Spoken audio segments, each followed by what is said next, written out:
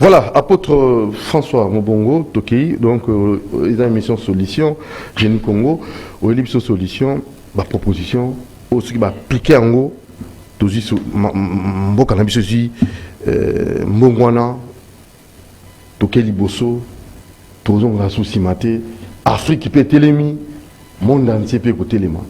Yango yo Libiso lelo. Apôtre, Makambo yo bandango kala, apôtre François Mobongo. On est l'autre makambo. Où il a besoin de prophétie. Tu y a un monsieur Bilé, na mona opé souté na kamwe. Nzamba ça to kutan les sous. Non, ce qui n'a bimé pour un problème, il y a do bima tant nzamba tinda kayo. Oui, tant nzamba tinda. Kangai loko la chef de l'état na biso to ba kembo ka se kufa nango déjà kala, na bimi pour na couper ça y solution. Na yé na solution pour na pesa yé. Alors bien président Félix, na yé na solution pour na pesa message na zongo depuis 2006. Pour la solution ya RDC. Malbi mboka tse kufa meto sa makasi to bongisango. Na ye kasi na makasi to sanga na poto bongisango. Mboka takala mokuse. Na yo ka ki bien alobi ke na ye poto tombola mboka. Voilà. Alors ba tombola ka mboka na prophète ozo peso orientation pour na mboka. Na zo message depuis 2006 pour na RDC. Pour Congo et bima na citation o ezanango. J'ai prophétisé les choses sérieuses na kati mboko. Aucun prophète a prophétisé ngo. Nazo bango bien. Na prophétie sérieux exact. Na yepo na solution RDC na biso o nzamba pesa biso. Alors, yambo pona kota nazo pesa na moi. Mais au banda kala non? Au banda moi. Na banda kala parce 2006 ou yakawa. D'abord 2006 na yaki si le Jean-Pierre Bemba za en vie eza cause nanga. Oh. Nazalo bango zo kanga. Eza cause nanga zo za en vie. Beaucoup d'angi. Parce que na guerre entre affrontement entre Yéna et Joseph, na na mona kango mercredi jeudi guerre Nazareth na résidence na na moni guerre na katamboka Jean-Pierre a okufate mais ba kufa belé ma okufate na résidence na cimetière Nazareth ka guerre wana ebine ba ndenge suka na bima wana vendredi na 12h donné nene makama sécurité na ye na makama sécurité comment il s'en a pété na lobby papa s'il prophète comment il s'en a pété omoninga guerre bandaka jeudi na 12h Nico guerre wana e bandaka jeudi na 12h et ce qui vendredi na 12h presque na vendredi na 15h nga na bima ce champion maza fait à cause nanga nazo bango bien zo kanga na banim so depuis 2006 pour la RDC c'est quoi aussi non, parce que nous sommes pas si mboka nous souffrir. Et tant que Nzambe ça peut ça solution na mboka o. Solution ngani? Na bani ko ba mamuke. Na 2011 avant l'élection, Nzambe aye ko visiter nga. Na wapi? Wana nazova na Petro Congo. Aye ko visiter ngai pour na élection o élection entre président honoraire na papa le Etienne Tshisekedi. Aye ko mona ngai bisinga boy. Bon meka ko sambisa Kabila te nazol bango bien président Félix Yokanga depuis 2011 amba bisangai bon meka ko sambisa Kabila te bon meka ko benga justice à l'école balikambute mboka fait que na repentance Yokanga juge suprême naza ko biso ministre de justice na oti ko senga yo demande audience bon meka ko benga président honoraire à Sambate pour le bien très bien. Cause na Congo, c'est Dieu qui permet ça. Nous avons besoin parce que le peuple congolais basa ko kaité. Na le bengo président Félix, bon meka ko ben sakabe na plateau te, pardon la justice ak innocent mamba Congo. Mboka fait que na repentance. Mboka il faut qu'il na repentance. OK. Donc justice ba chango ngambo. Na lobi teto ki malemi. OK. Mabe na yo so sa émission na ngai ozakada monter. Nazomona ndenge peuple nga zo souffrir. Et ça c'est pesangate. Alors jusqu'au au boy justice ça musala au sengi repentance et je place à justice. D'abord meilleur juge le bossé sans Nzambe. OK. Oh ça la juge que les tous les juges de moi les Nzambe. Ce qui a recommandé repentance ça bien pourquoi? Naza na message ya justice en mboka na biso. na 2021. Comment justice RDC est coquille kotambola? Et quand on a lima, comment il y a un ministre de la justice, il y a garde du sceau, il y a quelques demandes d'audience, et ça, le bureau n'a besoin de coûter un ça. Repentance. Zambazo, c'est une repentance nationale, et qu'on bande na Katanga. Repentance nationale. Et bandi Katanga et Tamboli, tous les régions, et qu'on souk à Kisasa. Et qu'on bande na Katanga. Parce que makila lumumbe zakuna na makila ya Simo Kimbang biska bakenda na bon futa banda repentance na Katanga. Nani akosala repentance sango? C'est l'apôtre François Bongo a un message clé pour la nation. Besoin na TV. Osala ngo nengeni. Nako il faut na kutana chef de l'état na PC ba orientation pour na banda musala. Na TVT. Na TVT. Ezama na za au moins na 10 recommandations. Na 10 recommandations Nzambe na mboka oyo. Tozo ya liboso. Liboso azo senga repentance nationale. Na mbale. Na mbale Nzamba loba na ngai na mibale na kata message à nation bokomo na kabila ko ça concertation nationale à salango. Ya misato. To suki na nwana. To vraiment to lelo. Na piste en point là. Alors repentance on y va. Nzamba zo senga repentance nationale. Mais avec quel pasteur? L'apôtre François Moubongo. Mais makambo ebandi de l'autre.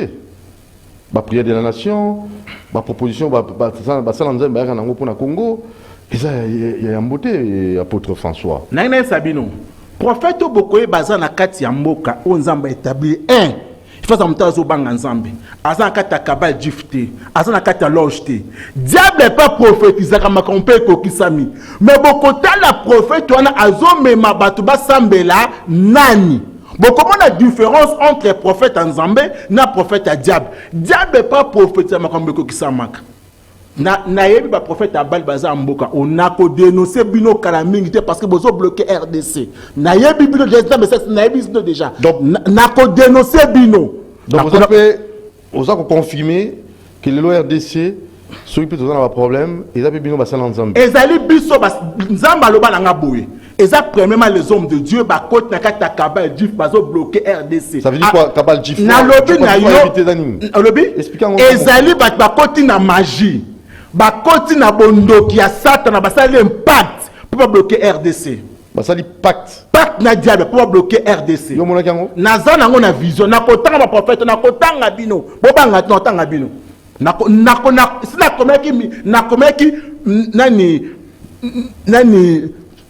chef ya aner na seke na biki na kotanga ba prophète nos o baza ko bloquer mboka na biso na komeke na ndenge ya molili na ndenge ya molili na ndenge ya molili na lobi na yo papa na ndenge ya molili tokende na 2006 Nzambe ya koloba na alobi après Kabila kotika pouvoir et na parti gauche oyo bino bobengi opposition na professeur depuis 2006 so Kabila tiki pouvoir bino bobano kenseke Kabila akotika pouvoir na parti politique ngana lobango tongo na 2006 na ba OK so katiki pouvoir et kokende na parti gauche oyo bino bobengi opposition pe na prophétisa Félix Mokonzi Mboka eza ba document eza na kati ya bureau Jean-Marc Abundi. Jean-Marc Abundi muto aloba na Félix a retiré signature. Prophétie ganga na bureau na ye que Félix il faut son pouvoir. Na lobango na 2006, na prophétisé na 2015, na comme Jean-Marc Abundi avant l'élection 2018. Eza na kati ya bureau na zaba accusé de réception chez moi na zanango. Na comme Félix Mokonzi Mboka. Alors, tant que Nzamba a cause au pouvoir, na comment Nzamba a bloqué RDC, na comment Félix avant comme Nzamba a bloqué parce que le peuple congolais faut pas zonguer pas naïe. Il faut pas que la repentance pas zonguer pas naïe. Le peuple congolais pas ça mais la mingi. Na lobi na yo, o Nzamba lobananga. A lobi na bloqué RDC et que il bosote. Na comment la communauté internationale bazanango. Nzamba t'a bloqué de ces binoté. Na comme le président Félix Nabi que tant azana mokonzi ya secrétaire général IDPS Nabi que Dieu a bloqué ces pays. Na comme là tant azu pouvoir na sengi audience tabi président malgré ce pouvoir nzamba la question que mboko ezali bloqué ezali Kabila te muto a bloqué que tete non c'est Dieu qui est bloqué c'est pas Kabila nana prophétisa boko ça l'instant Kabila na komango ezali Dieu veut dire que non soki Félix na Kabila bakoyo kana bakosa l'alliance et c'est pas la Congo pourquoi alliance on ekufaki deux autres réclamer alliance wana ezonga alliance ezala qui volonté ensemble je vous l'ai dit c'est Dieu qui m'avait dit ça avant Félix ça alliance FCC cash ezala qui volonté ensemble pour na yo ezonga na lobby na yo qui vote na sous na qui vote ensemble pourquoi faire ça toro bango à la prochaine fois qui vote ensemble yo makamno ezaka ndam yesu kaka non nazozela point de poste na kosala on a makasi ya mboko na ko toucher même via président Félix nazo bango bien na ko toucher même personnalité na yo naza un message clair ya mboka nasa nango ngalingi to zala un peu clair repentance zo singa masumu nini oyo biso to sali oyo biso to singa ko leka na repentance masumu nini oyo eza na niveau ya ba peuple eza na niveau ya ba kambi to na niveau na et bandit d'abord na autorité mboka au sommet de l'état tina peuple nzamba senga tina peuple to sali sumu bon mon nango à la prochaine to faut le temps ça et monsieur Zanda tenga mukete oza yo moko na lobby na yo nzamba loba nanga boy monsieur baby to za na yo nzambe a plateau ba plati nzambe a loba nanga boy peuple congolais to précipiter indépendance c'est pas le moment donc on question avant Bilsen na lobby na yo to avant Bilsen fa zo ngo 30 ans après indépendant et là qui ta nzambe te premier protozoa nzambe ngwana to précipiter indépendance yamo nzambe pesa biso mo Congo parce que Dieu a un plan merveilleux pour la Katsamboka. Pour précipiter indépendance. Pour précipiter indépendance. Ne, nous avons appelé mon Congo. Appelé sur mon Congo. Dis-nous mon de salvation. Dans le but, nous avons précipiter indépendance. Dans le monde, à coca qui coco, à coca qui te côté, c'est pas le moment. Dieu m'a dit, c'est pas le moment. Et Zandenge Moko le connaît qu'un jardin d'Éden. Zambe aebisi Adam et Ève. Nakopé sebino tambo koliambumana. Adam avait précipité na Ève. Koufé contre na katambo quand développé koufé contre na RDC. Exact parce que nous avons précipité. C'est là le temps de Dieu. On peut pas précipiter le temps Nzambete. Nous avons précipité le temps de Dieu. Il y a un moment où Congo se tourner à rang. Tout tambo la rang. Au niveau se rappelle? Nakondima ko ça rappelle. Nakondima ko ça rappelle na ça prier. Nasa prend on se rappelle. À part ça, tu précipiter l'indépendance, nous avons appelé au Congo. Na lobby na to le pasteur ba côte na katakaba jif. Le pasteur ba pasteur à Congo. Ba église comme belé. Ba pasteur ça prend ba pasteur ba côte na katakaba jif. Ya ngoma nzambe zo tika Congo to zo frappe. Donc ça mbututu. To ça Congo ça soit malédiction. Et ça soit malédiction. On mokuya. Et ça na katia sous ya malédiction. Mokuya. Na kimongo. Botutu. On peut dire botutu. Regardez. C'est quoi pasteur? Na va cambier ba église, ba côté na kabal sur jifu zo ba ona. Nzamba la kisanga bango habita yeyo, o même temps yeyo ba ba bloquer mboka. Tana ko même balé. Non tanga kombote, to temps on a point de poste. Na ko bisolo moko. Na bisi bino ke na 2015. Nzambe aye kolakisa ngai coup d'état na Brazzaville. Na 2015, boka nga bien 2015. Abi tala coup d'état eza ko préparer na Brazzaville. Na komeli moko sasu awa. Na ambassade na bango awa. Na 2018 na 2018 na katisi Brazzaville nzamba tinga bina kende na komi na kuti sasu akangi ba généraux balingi basale coup d'état plus nzambe akendaki kolobela ngai ke Congo fait kende na repentance alobeli na ndenge nini apesa ngai 4 messages. Na 4 messages on Nzambe apesa kingabi 1 ba pasteur ba kende na repentance. Après peuple congolais a kende na repentance. Presque na kena comme on a Félix Mokonzamboka na Nzambe a esiko confirmer que non Félix a cause pouvoir na Katsamboko. Nazo féliciter Seni Ananga. Osaki musala malamu obimisi mokonzi oyo Nzambe apesa ki na RDC.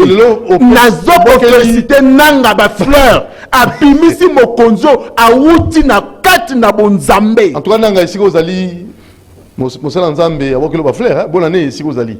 Donc hier Au félicité. Naza komandanga ça msala bien parce que na prophétisé mtabi mkonza mboka depuis 2006. OK. Ki batu nyoso bayebeke soka be ngona pouvoir nani batu ba sek na Kabila ba oketsa bra Azaville. Mais ngala bi non. Ba ça à l'instant na Félix et Salama na Congo. Jusqu'à aujourd'hui, travailler pas Félix quand les gens qui travaillent avec Kabila. Batu les colotés. Va travailler na Kabila. À part ça. Tout ce qui est non, c'est ma question. Ouais, c'est ma question, Sylvie. C'est ça. C'est ma question, parce qu'on a ça, on a vu bon dégoûtant. Et ça, il y a Mamboka. Moi, la Simanayo, sur Tali, ma photo pour les Kanasiman Konayo, hein, au moment bilongi ya bateau, qui pan vita, Kassa Vubu, Simon Kimbangu, Ngandu Kisasi, pas les Kanasiman. Lumumba, pas les Kanasiman. On a ce bazar. Tchakuni vunda plaza on a les Kanasiman. Ne Tchakuni vunda. Oui bien, oui bien. Le problème c'est quoi? C'est le Congo. Tofanda pour le Congo, rien que pour le Congo. Nous voulons la proposition, peu la solution efficace. Ba kangi ba duo ba kenayo na Katanga. Au sali repentance après combien de temps au monde?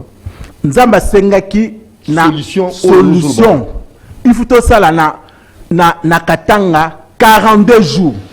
Donc kena bandundu 42 jours. Faut tout ça la chiffre 7. 7 jours et donc 42 jours. Donc 42 jours est égal à chiffre 7. Premier jour est égal à 7 jours. Donc il faut tout simplement une année pour la Kotambola Congo Mobimba. Une année. Une année. Zénébissao. Oui. Tout ça que la insécurité est. Ok? Une solution. Yokana Bissayo. Kabila a bêti M23. Ngana sala marche on nga. Na kena ko remercier Nzambe parce que Kabila a bêti M23.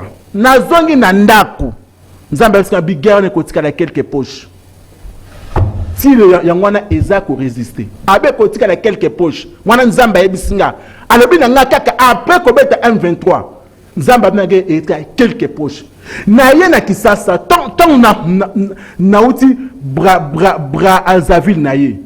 Nakute na Jacques Angoudia. Nazotanga ben Jacques conseiller ya chef de l'État, conseiller spirituel. Ayambinga na bureau Jacques Angoudia. Nazotanga Jacques Angoudia. Boye biye na présence ba biye. Nakute na Nzambe Nzambe bisinga ina sola na nakutana na mokonza mboka na na 4 points. Premier point, Nzamba longola balkanisation. Balkanisation longo. Nzambe alongola insécurité. Na est. Osama est alongola ngo. Deuxièmement, Nzamba pesa social na peuple congolais. Troisièmement, Nzamba pesa alongola bakuluna. Quatrièmement, tokene na repentance.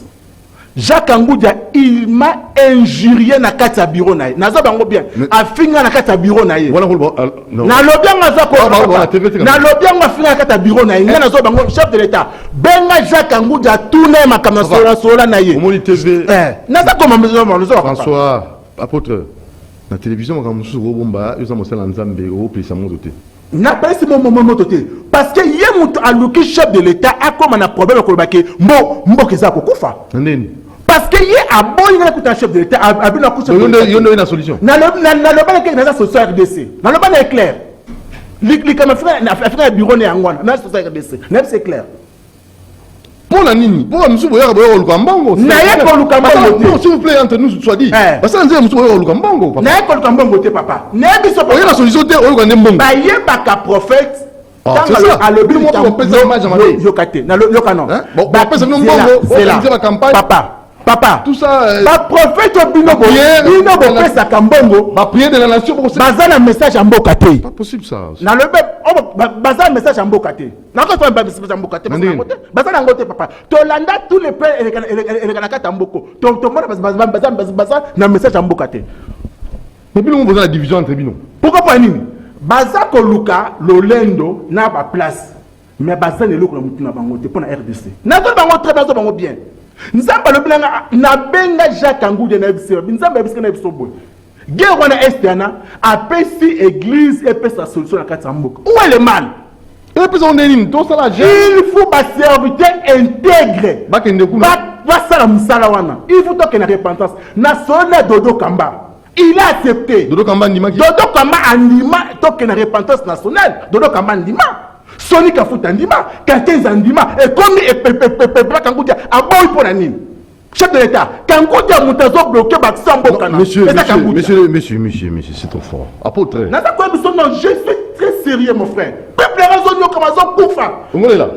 S'il te plaît, mon frère. On est là. Chef de l'État, Azon Kaba solution Bokao. Pourquoi vous bloquez? Pourquoi vous bloquez? Attends, vous avez vu voyage à Zone là. Pourquoi vous bloquez? Quand vous dites pourquoi il y a une unité de réponse, monsieur, pourquoi il y a Boy? Je pète la truc que c'est pourquoi il y a Boy. Personnifié, c'est débat. Non, papa. Et ça débat, et ça pour la solution à Congo.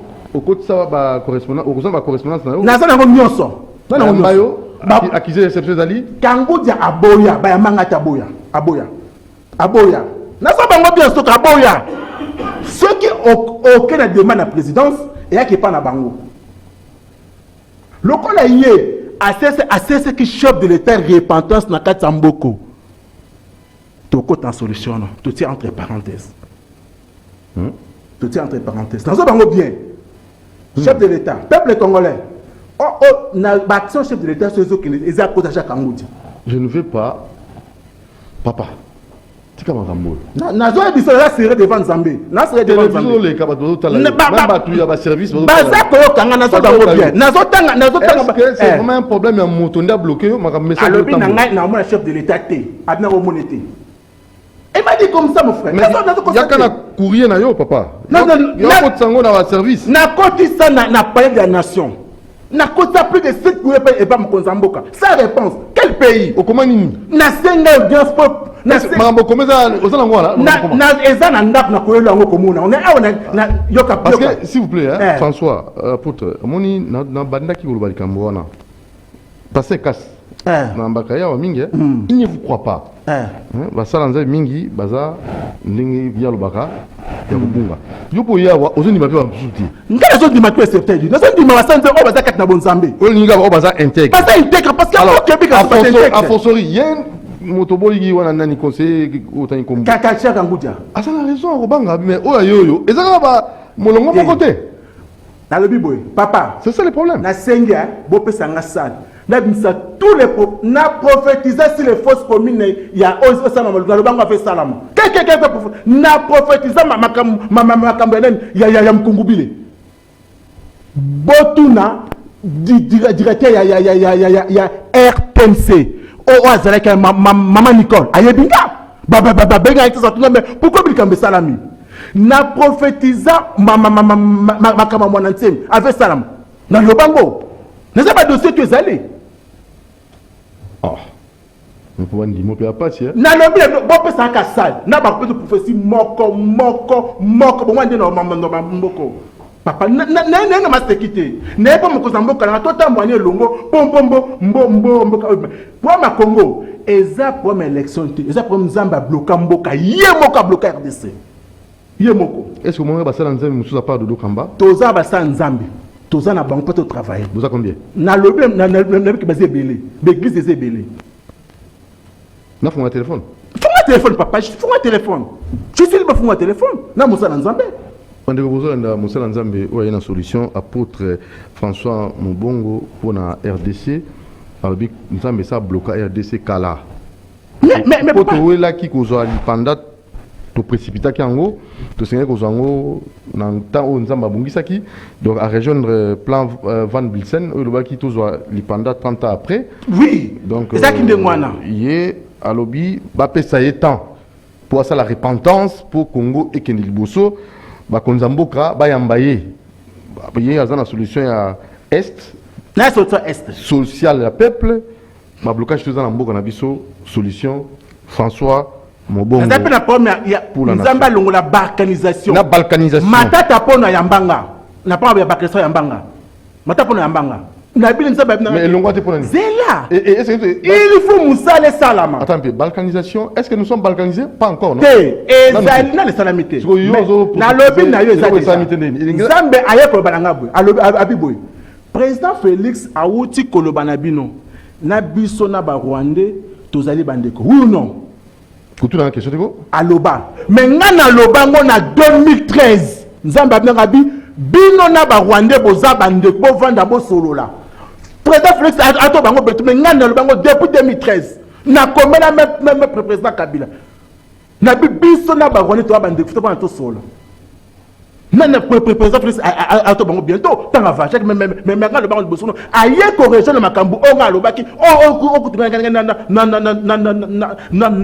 na to pana bote to mona bote bino biso bino ba pasteur pona nini namboko parce que boza kuyamba ba serviteur ba faux serviteur de Dieu boza ba pasteur on va mettre ça mboka te boza ba bango te papa j'ai fait moi 7 audiences dans l'église de Zagreb est-ce que yebana ça nga za kinga bwa église de yebana papa oyebi est-ce ça munene eza ba nimebele soko zemba munene obeta poto nzamba baza o amika tomboli bango o ba yebana te eli yebana kate maintenant abimaka ayebani les pauvres RDC ezandeni mokonza mboka luka bazwa basala nzambe teke basunga tosunga tondimi pa totambo ano tosunga yo chef de l'état ozo nyoka pona tomoni volonté pona mboka so basala nzambe so basunga bombo ke fungwama mboka eza bloqué moko bike mboka ese kufa déjà kala oye tondimi to accompagner biso tondimi to accompagner pour on récite ma plan voilà ton fond de téléphone numéro est affiché hein.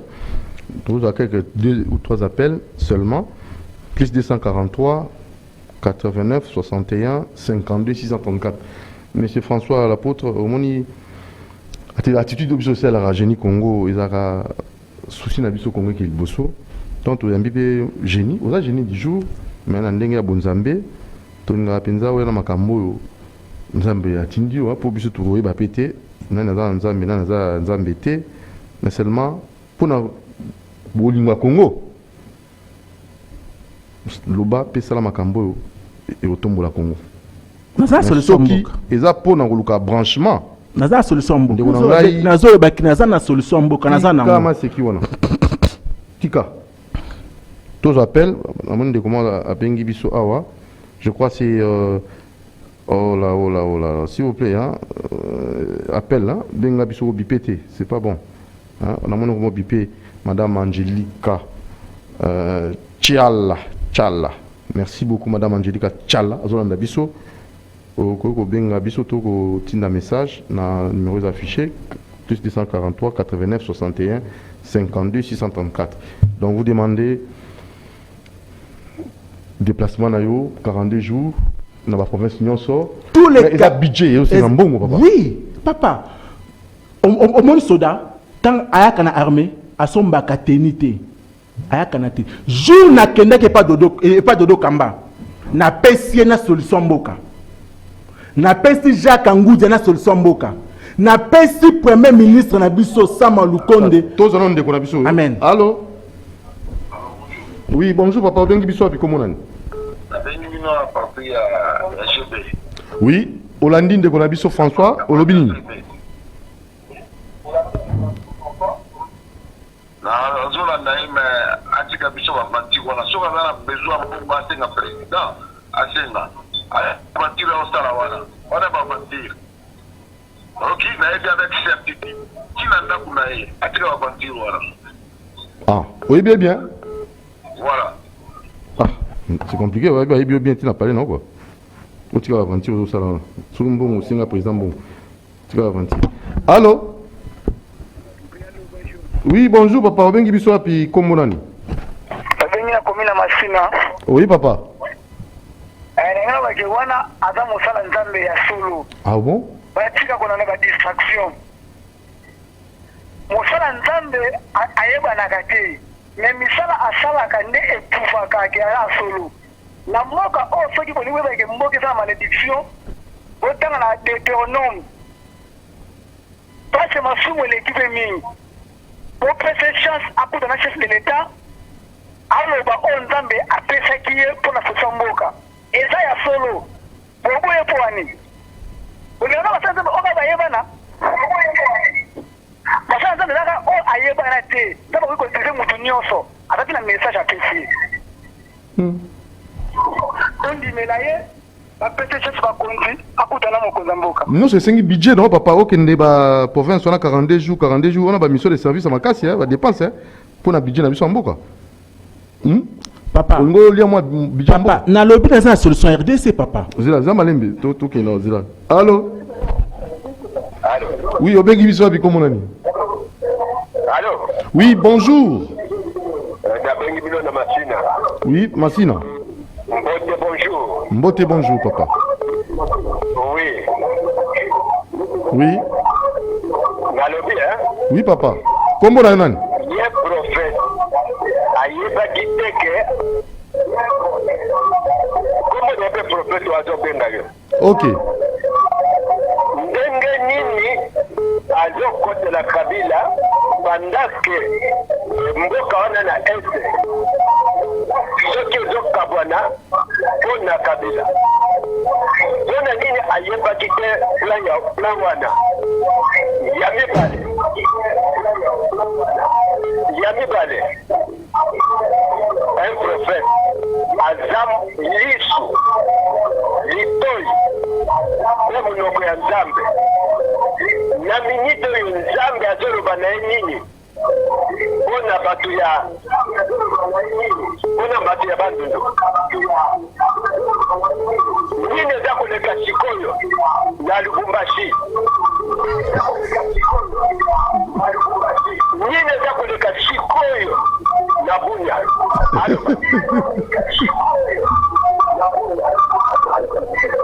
Merci. Prophète. Oh. D'ailleurs, prophète à tic-tac. Ni les gars, la bounia. La bandundu. Ok, merci beaucoup. Prophète. On a ni nos côté la Kabila. C'est là. Daniel Alobi Boy. Roi Benya Alobi. Pesanga y solution bi. Boti kana ke nolala. Lobi nzamba. Un prophète. Nzamba sola kana butu. Abi kende lobabu la tindi kende lobabu. Et vous on va parler. Papa, tozali na bateau basé na parole de connaissance. Ah ok. Na prophète. Et c'est différent, papa. Très bien. C'est différent. Même Jésus, basé na ça miracle aboyaki. Aboyaki. Bon, on ne comment comme milieu ah. Moi quand il bio so ka mbongo qui pas mo konza pesa mbongo, mususa ndimio, mususa boyo, tout ce qui s'appelle la souka pour entendre la biso na moké. Allô?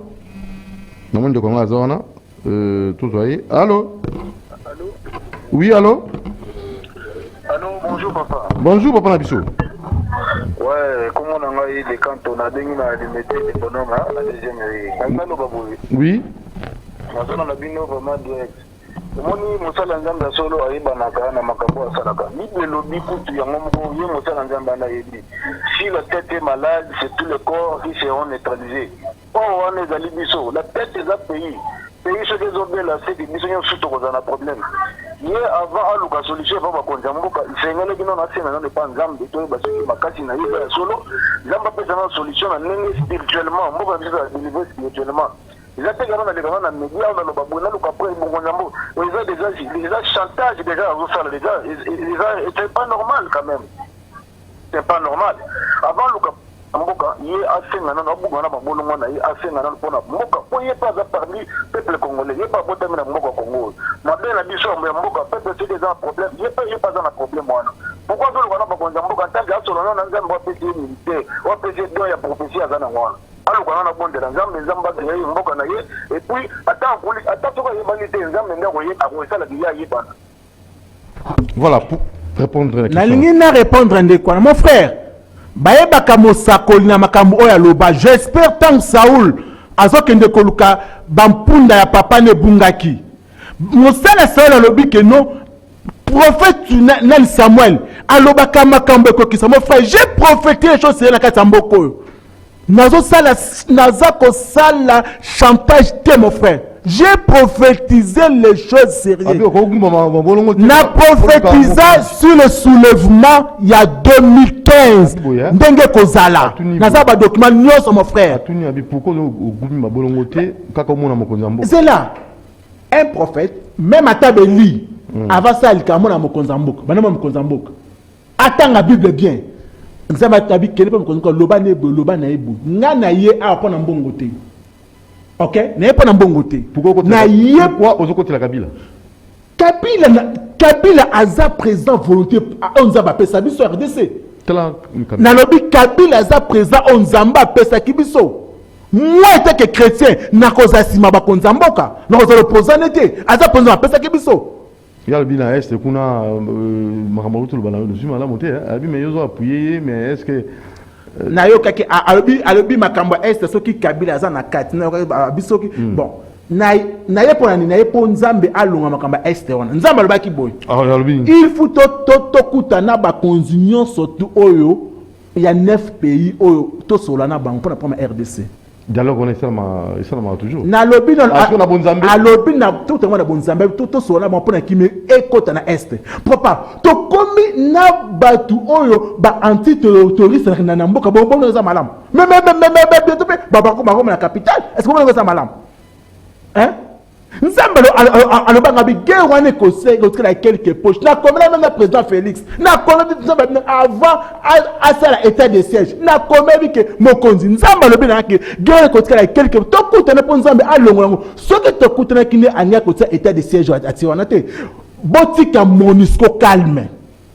Ba soda nso baza na force ko sakana te. Eza à cause na biso nde toza ko pesa nani est na passe. Makamasa na kon a. Botika mboka fait que na repentance. Masumu. Mboka fait na repentance. Masumu leki. Na le même que mboka fait na repentance. Ah, en tout cas apôtre na invité notre message moi comme biso awa. Na mon ndeko dadi. Ata osanga ba signe mon comprendre te. Dadi ko sak.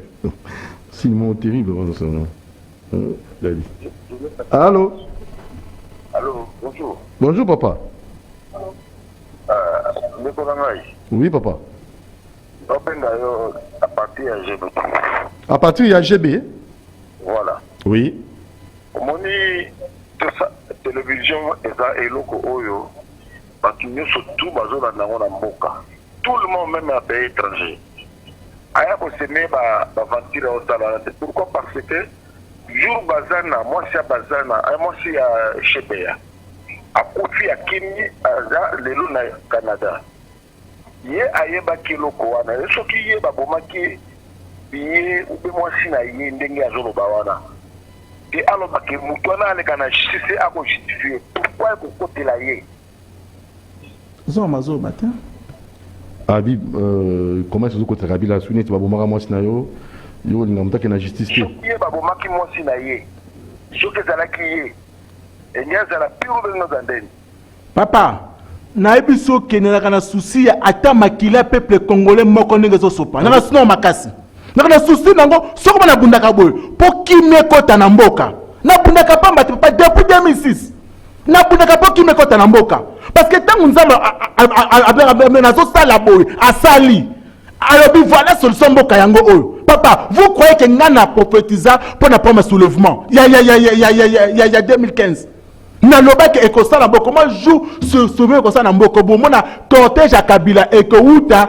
na Gombe ezokende aéroport esama ndenge wana jour wana pe président Ngola azalaka a papa nalobango na professeur na 2012 papa na ponabi ke ekosala bo oui papa pona osuki so bin allô oui loba tozoka yo na obi boye oui na ko yebisa na ko lekisa mona media nyonso tu Tshisekedi akoyamba ete président amba ete akoyamba ete wana ndenge osengi we nga nasengi bongo président akoyamba ete biso soki tozosufri na moko soki aza congolais te akende place soki alingi aluka pays na ye alofanda soki aza congolais il faut asambela na ndambu na ye comme ça pesa biso solution biso tobika na mokako. Voilà, ndeko abi aosenga ba président ya mbaote parce que position ozwi wana prise de position na po wana yaza d'accord na yo te papa ezali position na ye ok ezali position mais ayebele ko Nzambe alobi jusqu'à ce que salamaka ata botie ba blocage mon cher nga ezopona solution ya mboka oyo vandi oyo mboko ezonyokwama bayebaka mosala Nzambe na oyo a prophétisa na aloba déjà c'est salama lukomo na ngai boye oyebisa makambo ozolobana oki papa nanga oyo appelle à souka pour te clôturer ou peut-être numéro de téléphone ma benga yo moko bosola allô bonjour Alors, bonjour. Mbote bonjour papa na biso. Bonjour, on a donné pour question à Tunaki, Ngaïte n'a prophète à répondre. Oui. La question est tenue. Otuna gini. Mais si vous voyez de quoi tenir sur ce que Liwaya Shebeya, Nzamba Yedi Sakaina Boutou, ça va aider. Liwa Shebeya.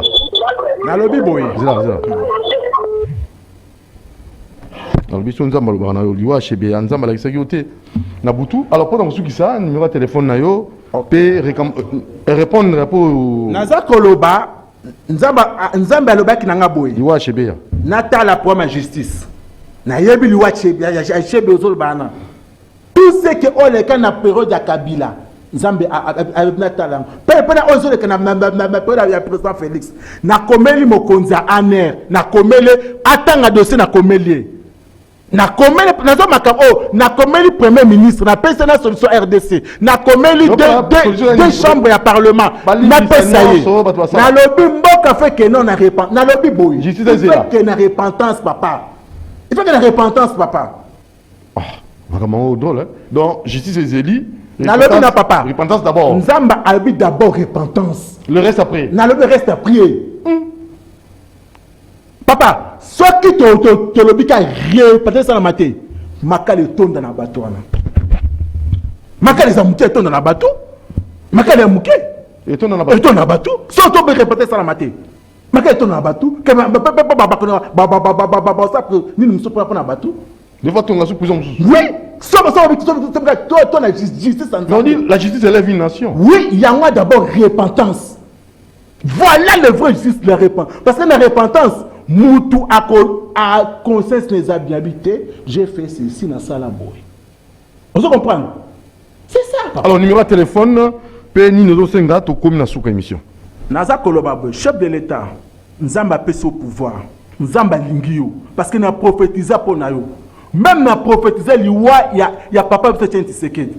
Tout na diricable nayo oyoyo bozaki ne na limité. Oyambanga oyebinga bien papa tu as besoin de sungayo na besoin de nzamba tinga na sungayo amoni suso ozo na mboka na sengi oyambanga tout so pour musa nzambe sama pour mboke fungam numéro de téléphone c'est 081 978 976 Bandila 081 978 976.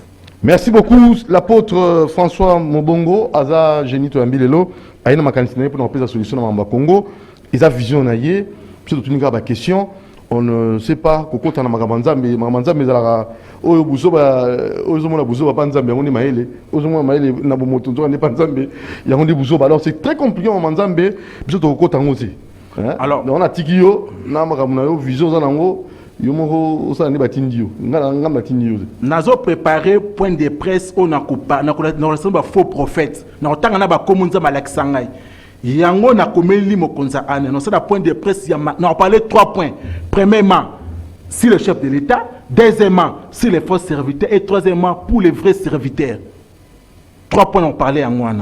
Merci beaucoup à la prochaine occasion merci la maman na biso na mozo benga tous monsieur Silimona Yambayo. Et ça dit, vous avez juste dans l'université Cardinal Malula, donc dans mon niveau, vous avez terrasse Blessing, maman Ni Moujani, merci Nabino Sobozo Bisso, et Tina Kassangoulou, ma message, là je vois Clémence Diakanoa, maman Nabisso, et en fait papa Emmanuel Diakanoa, la Bisso, na Kassangoulou, Charmant Diakanoa. Alors merci à toute l'équipe Mobimba, Boyoki. Soutenir le Congo qui est liboso, il y a toujours avoir des moyens pour toutes les propositions à bateau. Tout le monde soit dans les cannes ici. Au bien même après l'émission, le numéro est affiché pour la solution à Congo, na plus 243 89 61 52 634. Merci à Fiston Atunga, merci à Alain Kabongo, Romain Makonda, Dadi Kusaka, na Bossenite Karine Bébé. Et tout le monde a lobby à 10h30, Boutika Malamu, Doudou Montiga Lingabino Mingi, Toninga Congo, tout le monde pour le Congo. Souci à Congo qui est liboso. Merci.